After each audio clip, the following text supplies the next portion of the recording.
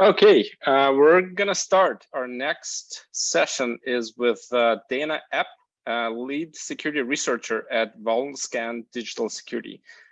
And Dana is going to talk about the 7 deadly sins of AppSec red teams and how to avoid them. Dana has spent decades as a security architect that focuses on helping secure software, data, and infrastructure.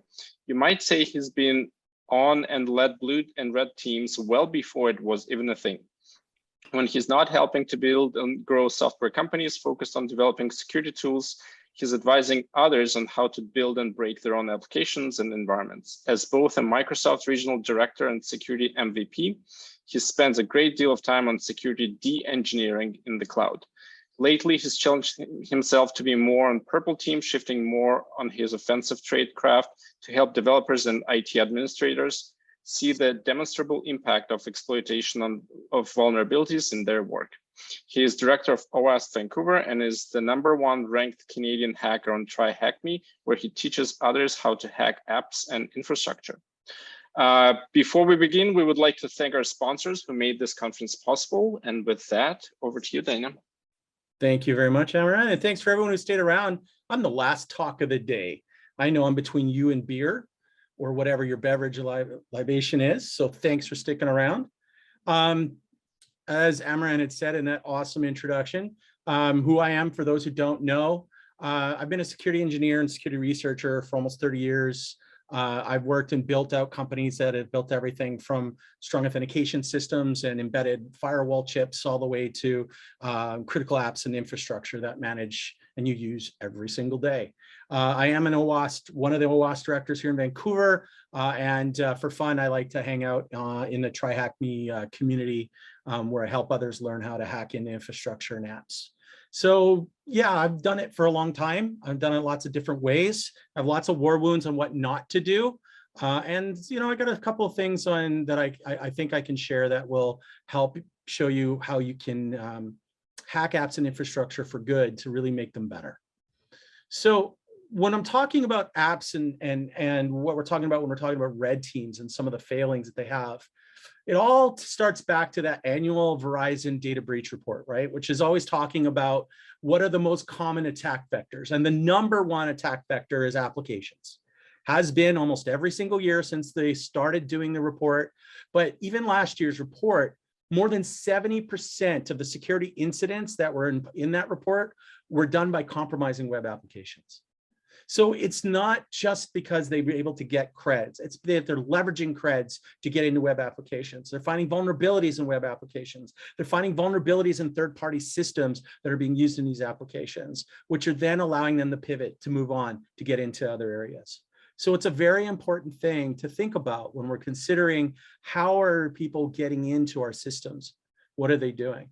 And if you think about it, just in the last 6 months, things like Log4Shell and Spring4Shell, they've jolted developers and InfoSec pros into thinking more about the direct and indirect risks of apps and infrastructure. Like, come on, think about it. How many of you had to go do an audit to determine if you were using Log4j directly or maybe even indirectly? This stuff happens. It happens a lot. And what are you doing about it? Has it affected you at all? Do you have vulnerabilities in your code? What about those third-party libraries that you're trusting? You're taking dependencies on these. Do they have vulnerabilities in their code? Do you know? Does your DevOps and or TechOps team have vulnerabilities in their code? Because they do have code now too, right?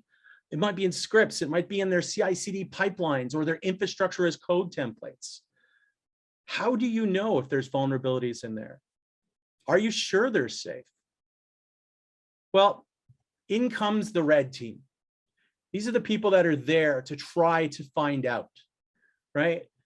Now, I know what you're saying. You're saying, wait, Dana, listen, we pay for external pen tests. They're done every single year. We don't need a red team. And you know what? I got a face palm on that one.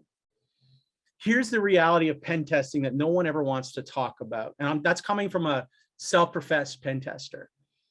Pen tests are usually network focused. They're not about the apps. And if they are about the apps, they lack the focus or understanding of how the apps truly function.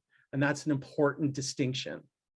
there's usually no clear measurable goals from an AppSec perspective, because their goal is to get that thick vulnerability report that they can provide to you to show all the things that they found, which isn't really helping to understand the security of the applications itself.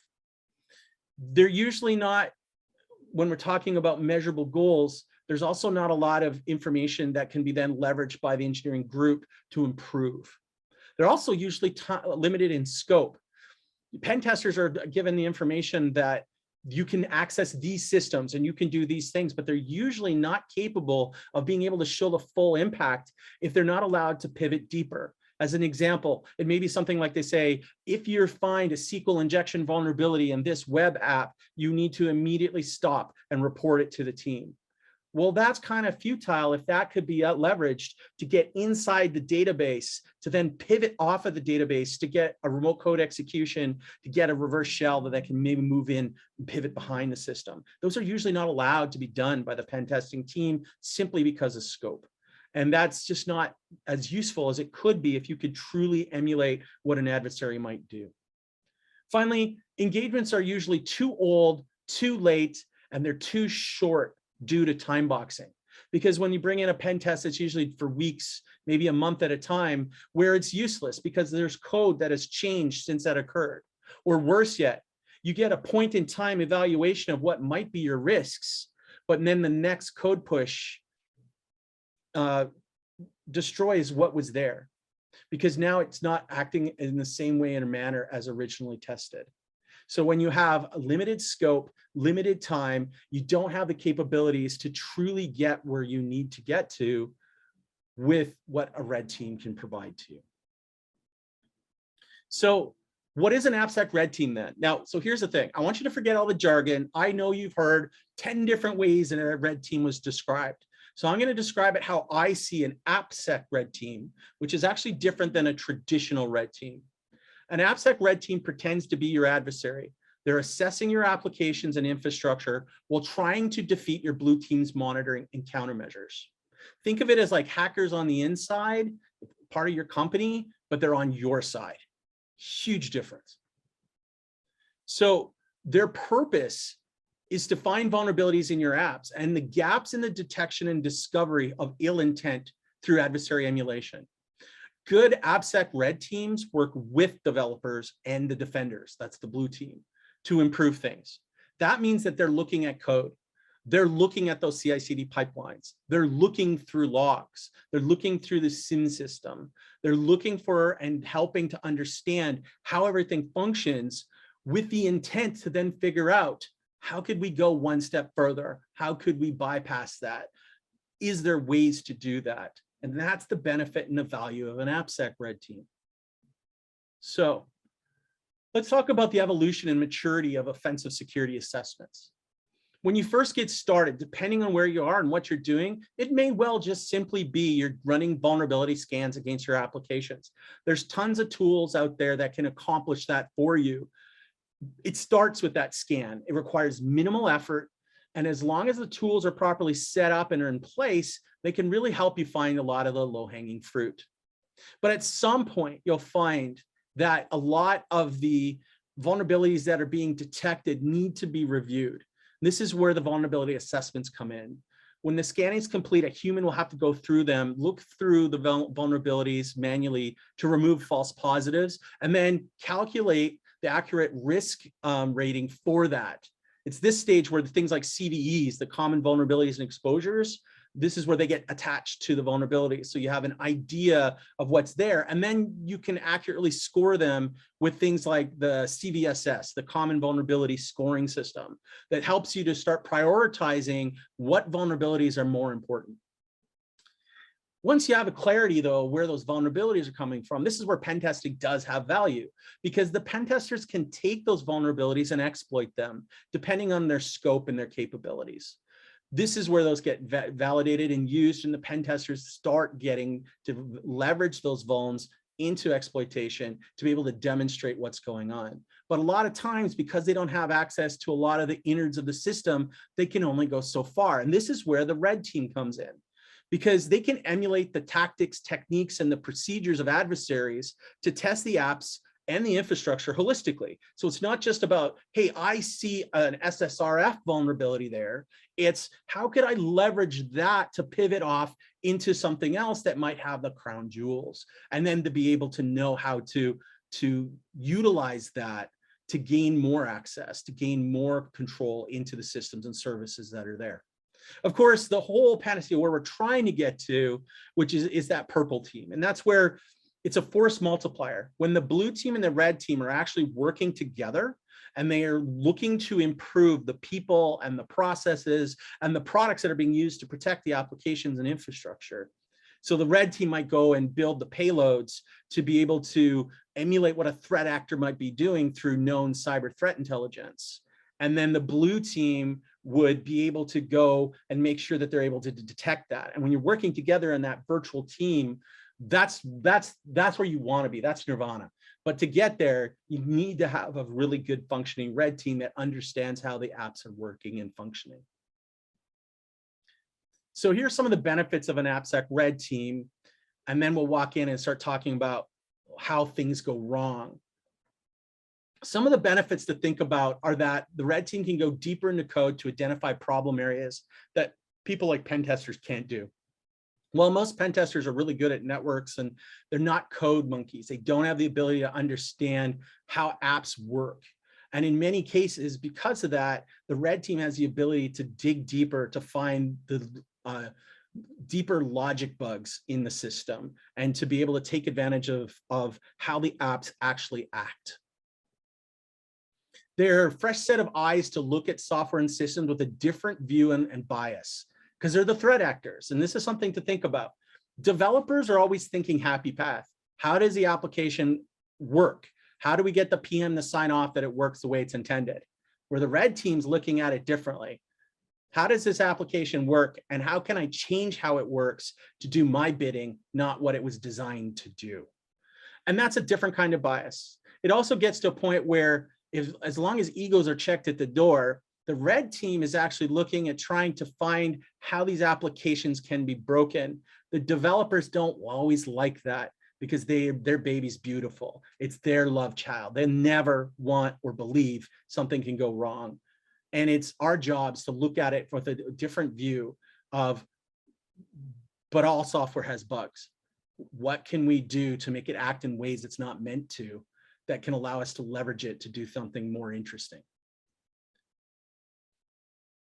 The other benefit is that the red teams can understand impact better from the inside than any pen tester team could. As I mentioned earlier, things like with an SSRF vulnerability, when you start thinking about being able to pivot off into deeper parts of the systems, when you understand things like the threat model and you understand the network topology and understand how the apps and infrastructure are configured, managed, maintained, it allows you to actually look for higher levels of business impact when vulnerabilities are found. And that becomes very important. They can discover weaknesses in your dev, test, and deployment processes. Because they're a trusted insider, part of the organization, they'll have access to the dev group and the QA group and the tech ops group to be able to work with all of them to understand how things work.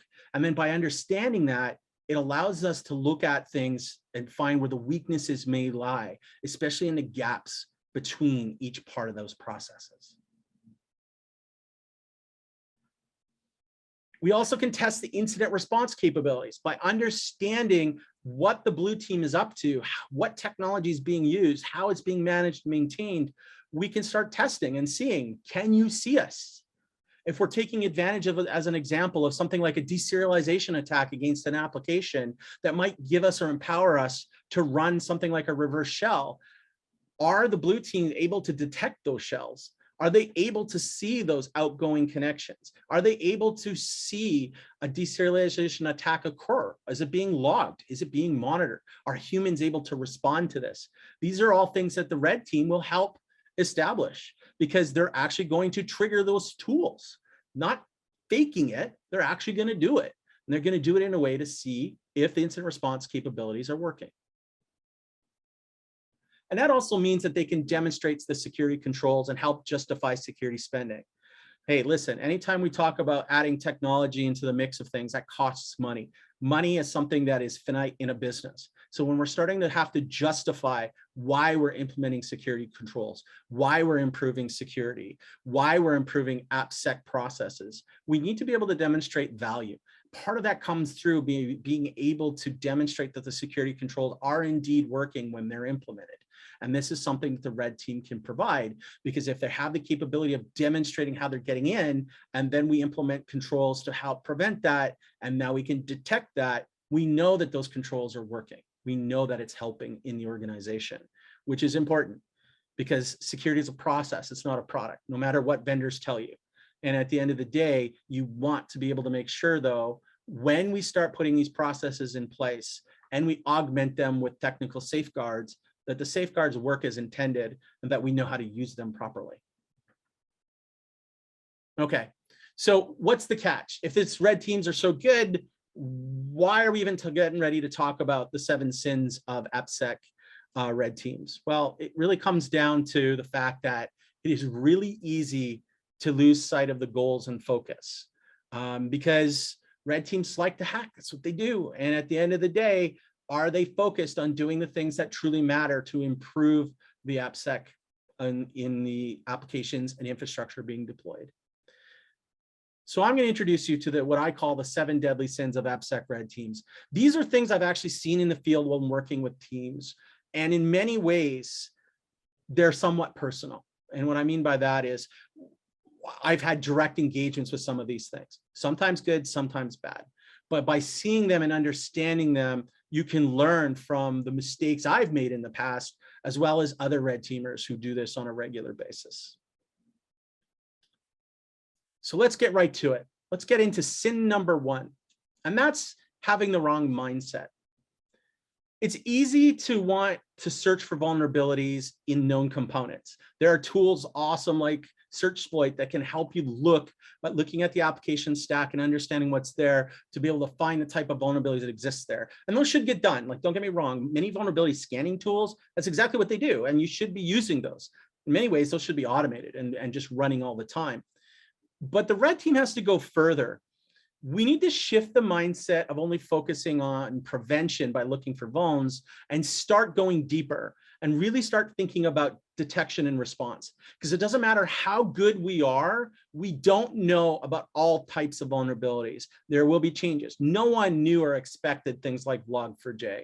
But being able to understand how to detect and respond to these type of things empowers applications and the infrastructure that's running those applications to be safer. So the way we do this is that the red teams look beyond the CVE and start considering the TTP of the adversaries, right? So we want to look at adversarial behavior. And this comes through different criteria. Like the first thing is we want to make sure, can the application and the infrastructure that's running it block bad behavior? Can it prevent it? Are there toolings that support that? When something does go wrong, can we log item be created for that behavior locally and hopefully centrally somewhere, so we're able to track and monitor that in real time and after the effect to be able to look at incidents that have occurred?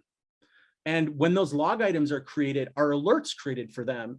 Was not only was the alert created, but did it fire off somewhere that can be leveraged and automated, hopefully, into either creating an alert item or possibly even automating into a ticketing system so that humans can take a look at that, which is part of the detection. Are we able to, can the alert be actioned to get a human to look at something and to do so in a way that's not too noisy with false positives? And finally, through response, were we able to have documented processes be followed? And so at the end of the day, if an application causes a failure and that failure triggers an alert, and that alert creates an event that allows a human to detect and go review it and ultimately follow a process to remediate or protect it from further, have we accomplished what we needed to do? These are all important. And this is the first sin, because if we only focus on looking for the vulns themselves, all we're focusing on is on protection, which isn't enough, because at some point, the protection won't be enough. There will be a vulnerability in the code. There will be a vulnerability in the infrastructure. Something will go wrong, but do we have a way to know when it happens? The red team, if they focus just on the vulns, will never be able to expose the rest of that, which is important to do. Sin number 2, being adversarial to others. This is a red team. This is a team effort, not just the red team. While the red team is definitely emulating adversarial actions, they shouldn't treat others as the enemy. And this is kind of hard sometimes, because if you think like in the military, there's this thing they call the if you're playing opposing force or op for, you're the enemy, and vice versa, right? Everyone you look at it depends how you're looking at it. But through simulation, though, the red team must maintain good working relationships with developers, product managers, and the blue team.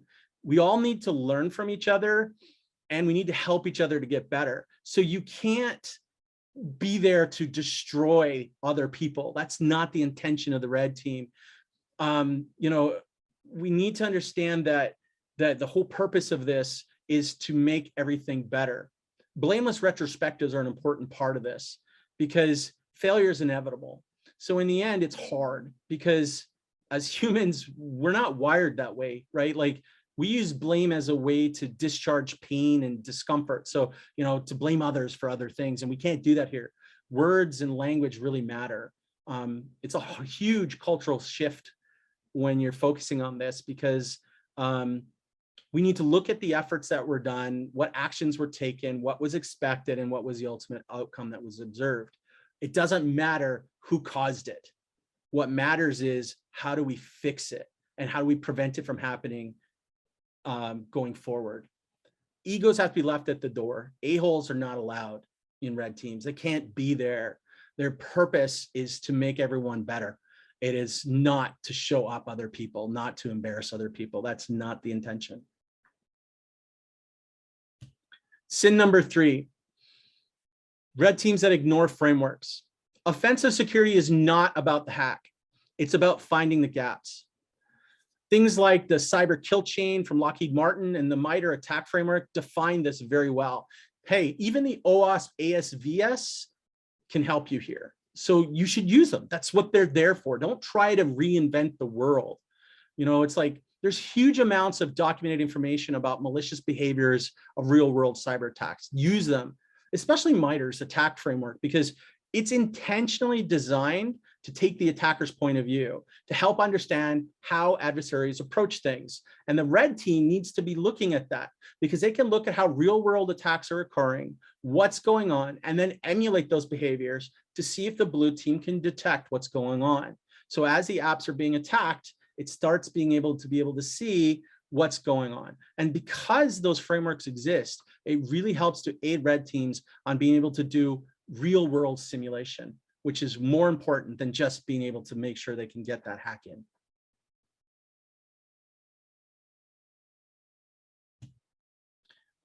Sin number 4, the team isn't in the room. The red team needs to be in the back of the room during planning and reviews. Now, let me just be clear about this. They should be silent. They should be listening intently, and they can question everything later. When I'm talking about planning and reviews, what I'm talking about is things like the feature planning meetings with the product management group, so they can understand what features are being built and the purpose and its value and what its intention is. I'm also talking about things like the sprint planning meetings with the developers, so they can understand what is the stack the developers are going to use, how are they going to write their code, what is their intention of what they're trying to do, and where is it in the cycle, especially in an agile environment where they're having to bolt on release capabilities and improve them over time, because those will typically be the weakest areas, and once put into production are the ones that need to have been validated before they get there. And then finally, it's things like the reviews or the retrospectives that the blue team has, because when they're regularly going in and looking at incidents, you want to be listening to understand, how did they detect or determine what happened in that incident? How did they respond to it? And ultimately, what was the ultimate result of what occurred? By being able to understand that, you can then start tailoring the attacks that you're going to do during the simulation activities to be able to see if you can stretch them further to go beyond what they normally do. This helps them to get better by helping them to get beyond what they're used to, especially if they start leveraging tools to do a lot of things, because you want to be able to get them better at their tools to find the things that are unexpected, because they don't know what they don't know. And that's part of the job that you can provide as part of the red team if you have the capability of being in those meetings. And there's a lot of trust that needs to happen for that to occur. No one wants to be in the private conversations during an incident response retrospective. But if you are actually a valued part of the team and helping them to get better, they'll invite you to come to those. And those are important, especially if it's in a blameless retrospective. Sin number 5, don't focus on sources in sync. The red team needs to really understand how data flows through the application, how it is entered, and how it is consumed. When I'm talking about sources and syncs, what I'm really talking about are sources are things like inputs into the application. These could be files or requests, like web requests, or connections through sockets or whatnot. It could be user input in a form. It could be signals being processed through some digital processing unit. Whatever the source is, you can then match it up with syncs. Where does that data ultimately end up? How is it being converted and traversed throughout the system? How is it being acted upon? Is it being stored in files or databases or console output or logs or sockets, or are they going into commands? Because these are all important capabilities of understanding and investing the time in the areas that matter, where you can control the application and the way it's supposed to behave, and in ways it's not supposed to behave. You need to know the current threat model. If at all possible, hopefully you've reviewed the threat model in depth. Hopefully the team actually uses things like DFDs, data flow diagrams, as part of their threat models, which helps you understand how data traverses inside of each individual component and with other components that it works with. This allows you then to start looking for trust boundaries and start looking deeper there, because that's where the most interesting vulnerabilities can be found, as data crosses across 2 trust boundaries where you can control the source, and a sync is something that's taking immediate action. That could be anything from maybe calling into the system or doing an exec call, or deserializing into a system that is not prepared for tainted data. Finally, if you have the power to do so, I encourage you to do things like use commit triggers or delta diffs to automatically scan for new sources and syncs. These are things that if you're not paying attention to, it's a huge lost opportunity. Let me just give you an example of one that I used to do with a company that I was with. We used to look, it was based on an embedded system that was running in a Linux environment where all the command execution was done through system calls. Could have been exec calls or eval calls as an example if it was in PHP. But the intention was, any single time a source code was checked into the master branch, it triggered off an event for us to scan those changes. And what we would look for is those syncs. We would look for things like system calls. We would look for string copies. We would look for mem copies. We would look for printf capabilities, and automatically trigger a ticket for us to then go look closer at what that code was doing. Because if we can see those type of syncs being implemented in the code, we can trace backwards to find where the sources are and determine if we can have an ability to manipulate that source, that data. And if we can, that will probably lead to a high critical severity vulnerability in some way, shape, or form. And these are things that the red team should be looking for. There is no reason that the red team can't use the same capabilities that developers use for automating everything from source control management to CI/CD pipeline management, by being able to automate and scan that. And most source control systems have the capabilities to allow for triggers, or have the abilities to execute workflows. And that will give you the ability to look for these type of things, so that you can just have an early warning detection to where to go look, what to go do. But if you're not focusing on that kind of stuff, huge opportunities being missed, because you could find things way sooner in the process. Things that source control management systems, or even things like static code analysis tools, just won't be able to easily detect all the time.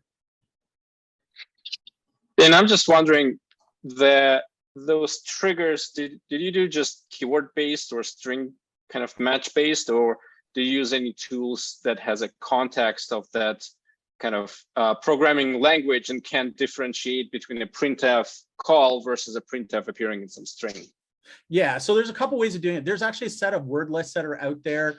Depending on what language is in there, there are tools out there that are designed specifically to look for certain what are considered unsafe reserved words, and those are in those case they're just looking for basically comparatives in certain strings. But there's also ways, as an example, in languages like Java and C#, the IL, the intermediate language components that are typically in the system after a build can be scanned to look for certain instructions. Same with C, C++ binaries. It's capable to be able to look at the opcodes for certain behaviors. And those are not looking at strings, but the opcodes themselves are looking for that activity or action. And most compilers these days should flag this stuff if they're set up correctly. Like you'll see as an example in C or C++, when you compile something that's using an unsafe function, let's say string copy or gets as an example, it will tell you it's vulnerable, but they won't block you all the time. That's a determination in the build pipeline if they're going to support that. But in some ways, a third-party library may reintroduce something that the main code base doesn't, and it's those opcodes that you want to be able to look for. So there are tools. I don't have them right off the top of my head, but I can definitely get them to anyone who wants for different languages that give you the capability of scanning for this type of behaviors. But low-hanging fruit here, 9 times out of 10, most of the stuff at a code level can be caught by string matching because they're known syncs. And so if you Google just for sources and sync word lists, there's a whole bunch for different languages, and you just need to determine what you're looking for. I like using the delta diffs to accomplish that because then I'm only looking for the changes. If it's already been there, we've probably already analyzed it. But if it's new code, that's where you want to be able to catch it on. And normally when we're getting into red teaming, you always want to look at new code first because it's the freshest, the yummiest, until you get to a point where you know you have high risk code that you need to go review that's old, because frail code's always there. But by looking at the stuff as it's going in, even just looking at a string comparator of known sync and source, I care more about syncs than I do source. I'll find the source by reverse engineering it. But the syncs are important because those are the ways they're going to utilize, measure that data, use that data in ways that are meaningful from an attacker's perspective. Right. It sounds to me like a slightly different take on SAST, or maybe a different use case for SAST, like for kind of red team purposes. It's kind of interesting because I think development teams should be using SAST and lots of the tools to help look at the hygiene and validation of code. But at some point that code will get checked in and utilized. And where does the red team fit in? I think the red team should be reviewing that same code. They're just looking at it from a different angle. The developers are just trying to get Happy Path working, making the apps work the way that the PMs are asking them to build it. It's the red team's job to say, okay, but how can I manipulate that in a way that may benefit an attacker in a different way? You can't expect developers to understand or think like that all the time. And I don't think it's fair to try to make them to do that. I wish they would. I think all developers should think more defensively in their code, but it's just not always practical. And that's where the red team can add the value because they can be looking at that exact same code in a different way. And then they can be helping because they could help create the rules in the SAST to help detect this stuff in the next round. And that's part of the value the red team also gives, is it's not just about finding the attack vector, it's being able to educate the developers on how it happened and how to look for that earlier in the dev cycle so it never gets in there. I'd like nothing more than a SolarLint flag on the misuse of a function that shouldn't be used, as an example from a sync perspective. There's no reason that can't be done. --red-team. There you go. All right, thanks. No problem. Okay, let's move on to sin number 6. Not demonstrating impact. Finding vulnerabilities is a rush. Don't get me wrong. When you find a vuln, especially when you find your first couple, it's always very exciting. But at the red team level, it's more important that you demonstrate business impact through exploitation because you need to show Not that the vulnerability exists, but that vulnerability can lead to some sort of damage potential of the organization. There's two reasons for that. One is it helps to start making a determination if the vulnerability matters. Because if it's a vulnerability that's there, but has very little impact to the business, it probably shouldn't get the same amount of evaluation and review as something that is critical to the organization. We want to know how important it is to fix this and how we prioritize it against everything that's there, because there will always be security technical debt. So the question is, what do we work on first? And that doesn't mean that you're always looking at things like the CVSS ratings, because it's not always just about the security score, because something could be marked as low, but can be used in a kill chain that could promote it into a critical. And by simply fixing that low vuln can break the kill chain that then may prevent other things down the road. So prioritization matters, and that gets demonstrated by the business impact. Let me give you an example. Let's say that there was a SQL injection vulnerability that simply leaked some information of a table with very little information. Well, that may sound like, well, that's just low. It's not leaking anything that's on there. But if someone knows how to craft the SQL in a more defining way, it's actually possible to get yourself things like a reverse shell on that SQL server. What impact would you have if you had the capabilities of doing that? By being able to demonstrate the impact of something such as a misconfigured SQL server that is allowing execution inside of a context, that gives you the ability to say, no, it's not about that little SQL injection vuln that is exposing very little data. It's the fact that that vuln also then allows us to do these other things. And here's an example with me having a reverse shell on your SQL server. Right? That starts putting it in perspective for everyone that needs to get involved in there. It also allows you then to make determinations of what's more important to get done. And hopefully it will get those other teams looking at it and saying, but you didn't think about these other things it could also do. We need to reprioritize that. And that allows you then to make a more informed decision of what security vulnerabilities need to be prioritized first.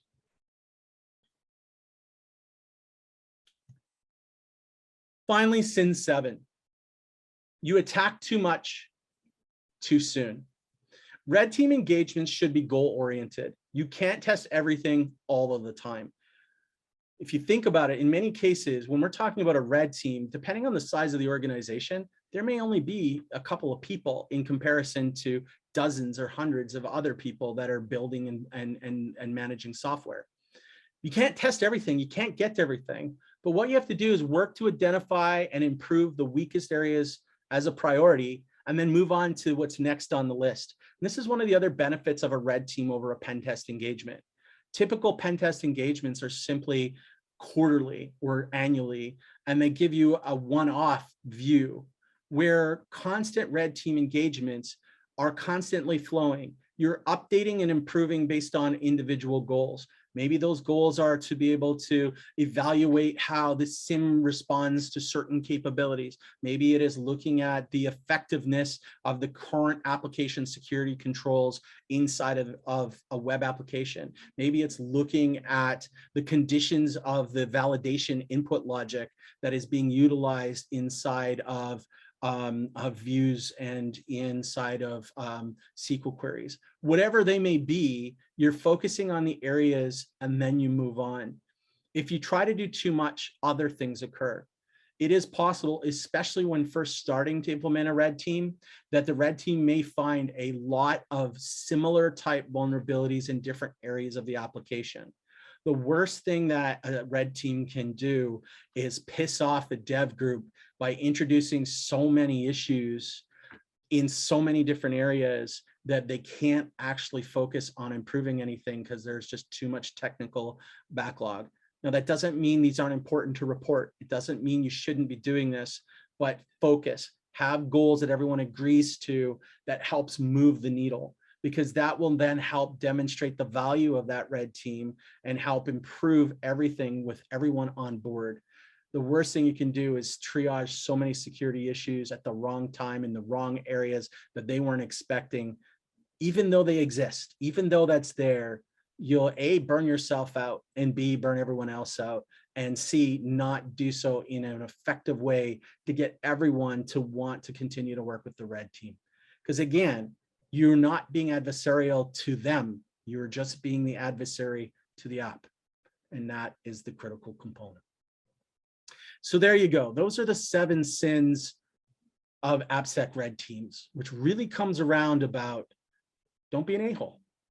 Work with the teams. Make sure that they have the ability to understand what you're testing, how you're testing, and ultimately how to improve so that they can catch, validate, manage, and maintain the applications and improve them throughout everything that's going on. Now, I hope there's people that have questions for me. If you want to reach out to me, I'm here for the next, 10 minutes, 15 minutes. But I'm also available on the ether, right? You can get me, please link me up on LinkedIn, on Twitter. There's my YouTube channel if you want to check it out, or you can email me at dana.epp@owasp.org. Anyone who has any questions, please feel free to put them in the chat. I am going to just look at the chat right now. I wasn't looking. There's a number of thanks there. Well, thanks are awesome. I have a private question that came in. It says, there's quite a lot of manual effort spent in figuring out false positives from the scanning tools. What can be some of the strategies to reduce the false positives? Well, part of it could be getting the right tools. So you get what you pay for, as an example. I'm a big fan of certain scanning tools like Nessus, but I would never use the free version of it. I would use the paid version because those rule sets are much more in line with being able to detect real world threats. I think you should be using static code analysis tools that can help you look for app specific ones that are based on certain rule sets. As an example, I'm a big fan of SonarQube and Sonar Cloud, and using things like the OWASP Top 10, because those are low-hanging fruits that will catch a ton of things. But interestingly enough, when you're looking at the false positives, that's the difference between going from a vulnerability scan and a vulnerability assessment, because a human that understands these things wants to be able to look at it to properly make a determination if it is actually a true false positive. Trust me, if you tell a dev to look at it, they're going to say it's a false positive because they just want to get that removed so they can complete their check-in. But the reality is you need to understand, why is it being flagged? Is it truly because it's a bad rule, or is it actually trying to indicate something that is maybe just not something that you've been paying attention to as part of your dev process? I remember one time a developer that has been around for more than 30 years, big guy working on the crypto of a project we were on, implemented OpenSSL like 6 years prior and still loved it. There's all these flags and he always kept marking them false positive, false positive, false positive. And one day we were looking at, why were those all marked false positive? He said, well, it would never let me check in my code. I was getting sick and tired of it from 6 years ago. I'm like, yeah, but there's been vulnerabilities in that library since then. Like, we need to go, you can't just blindly go and say it's false positive. You need to be able to mark it in a way and understand and review what's going on. Because if a vulnerability assessment scanning tool is telling you that it sees something, maybe it's right, maybe it's wrong, but a human who understands it needs to look at it, review it, and then mark it properly with documentation. Why I think it's a false positive, and then adjust the rule according to that, and then review it on a regular basis. I would say at least annually, if not quarterly, if possible. Okay, next question.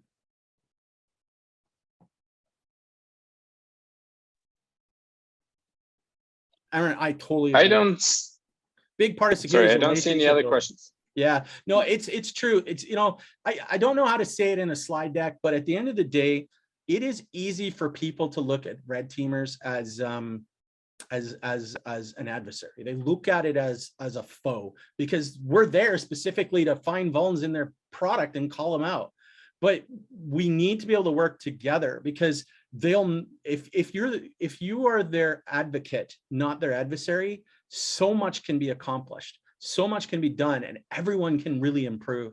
And that's one of the benefits, I think, of having internal red teams, is because if you're working with everyone and everyone trusts each other, you can accomplish so much more than bringing in a third party who you can't always trust. And it's important. And so it's important to have those teams to be able to support that. And I got to tell you, that took me a long time to really respect and understand, because it's easy when you look and say, well, this is common knowledge, like you should know this stuff. Well, no, not every developer knows this stuff. And that's our perfect opportunity to educate them and make them better. They don't want to write insecure code. These are just things we need to help them with. They generally care about the products that they make. Absolutely. And they care to make sure that it gets done and gets out the door. But there will always be time constraints and people constraints and not understanding. There is so much going on. You can't know everything about all things. It's just not possible.